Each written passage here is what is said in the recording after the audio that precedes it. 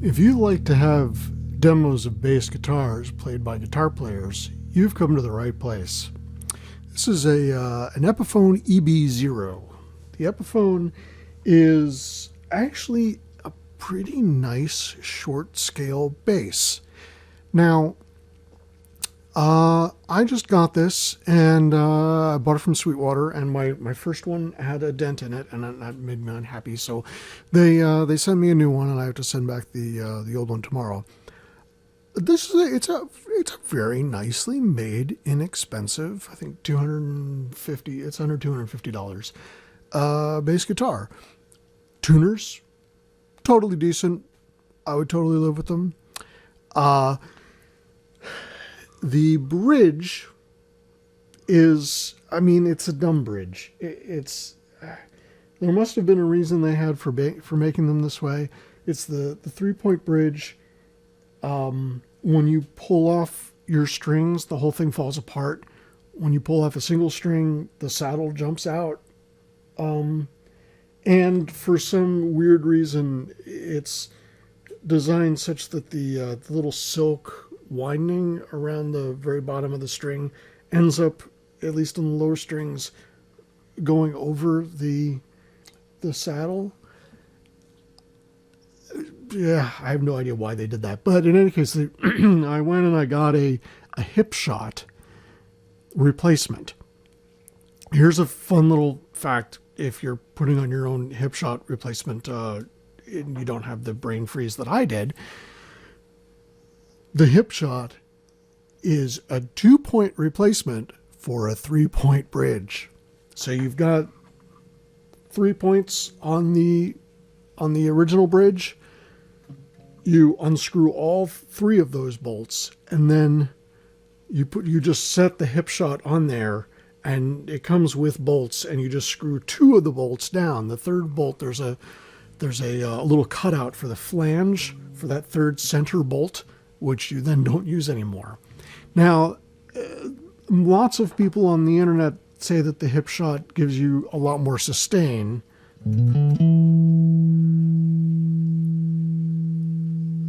But this is the stock pickup, so I don't really know what more you want in the way of sustain. I don't mean stock pickup. This is the stock bridge. So, I don't know. I did try it with the Hipshot. I put it on, and I didn't really notice any kind of differences with sustain or any sort of sound quality differences at all. The reason why I went back to the original one is actually the Hipshot ends up setting just a little bit lower, and I didn't want to deal with raising the saddles. And right now this neck is adjusted so that it's got all of the relief on it. I've actually come to the end of the amount of relief that I can put on it, and it's a very, very low action instrument. But I might put the Hipshot back on once I raise the saddles.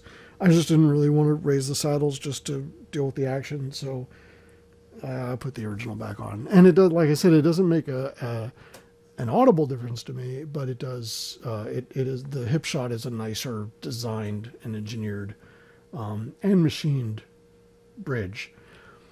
The other thing about this guitar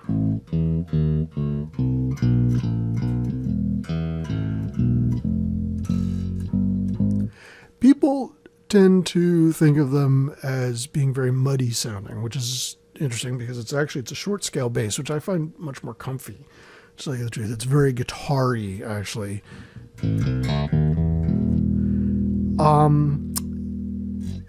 So the one thing that I do recommend replacing on it is the pickup.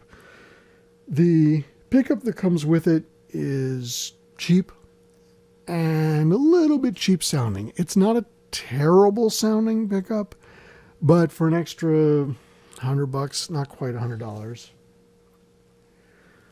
you can get a DiMarzio Model One.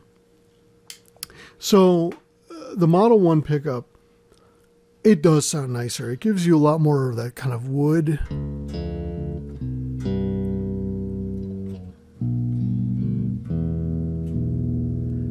It makes it sound a little bit more like the acoustic instrument.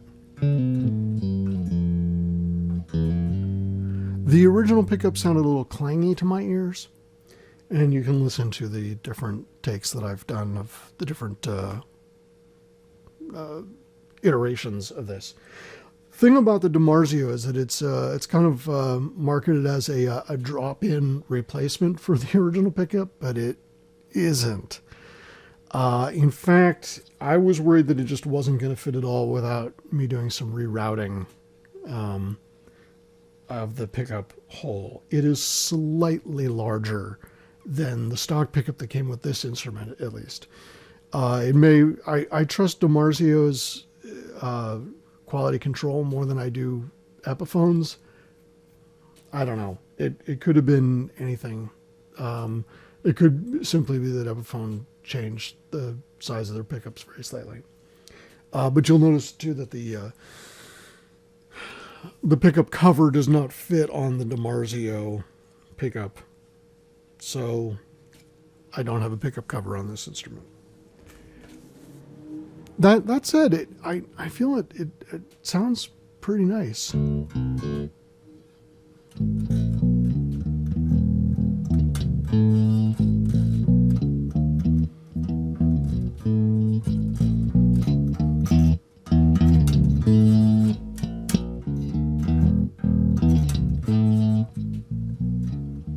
It responds nicely to dynamics. It responds nicely to playing. I don't know.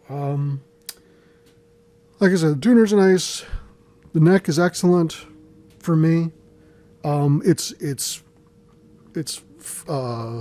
neck heavy, as many Gibson instruments are.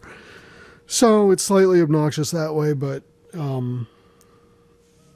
where they've placed the pin for the strap is actually in a pretty smart place. So it actually seems like it'll strap on nicely, but when you sit down with it, it'll dive bomb on you a little bit. I'm cheating a little bitty bit here. I'm playing through this emulation of an LA2A.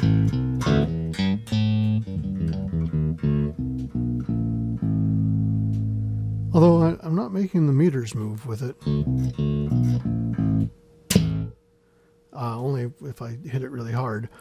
Going through an emulation again of a Bassman amp with my Kemper profiling amplifier, and coming in just to cheat a little bit more. I'm coming into a Lindell mic preamp before hitting the converter on a Focusrite Scarlett.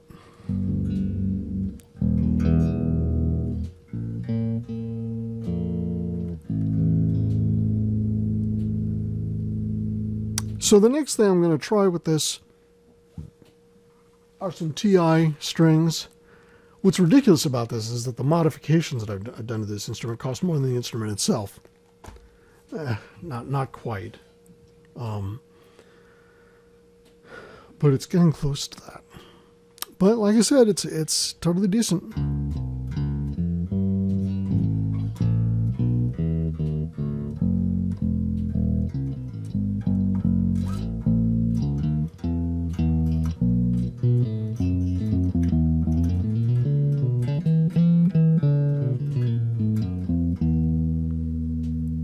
So in any case, I approve. And you know that you want a guitar player to approve of your bass guitar.